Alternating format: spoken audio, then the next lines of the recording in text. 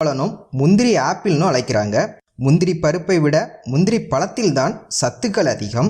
ஆரஞ்சை விட 5 மடங்கு vitamin C கொண்ட பழம் இந்த முந்திரி பழம். கோடையில் அதிகம் கிடைக்கக்கூடிய இந்த முந்திரி பழத்தில் விட்டமின் சி தவிர என்னென்ன சத்துக்கள் இருக்குது அப்படின்னு பார்த்தீங்கன்னா வைட்டமின் B1, B2, B3, நார்ச்சத்து, இரும்புச்சத்து, கால்சியம், பொட்டாசியம், பாஸ்பரஸ் மற்றும் அதிகப்படியான நீர்ச்சத்து, கரட்டினாய்டுகள், டோனின் போன்ற அரிய வகை சத்துக்களும் அடங்கியிருக்கு.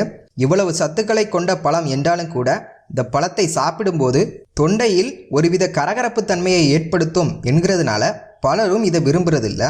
ஆனால் இந்த பழத்தின் நன்மைகள் என்னன்னு தெரிஞ்சுக்கிட்டிங்கன்னா அவசியம் இந்த பழத்தை தேடி வாங்கி சாப்பிடுவீங்க. அந்த அளவுக்கு ஒரு ஸ்பெஷலான பழம்னு சொல்லலாம்.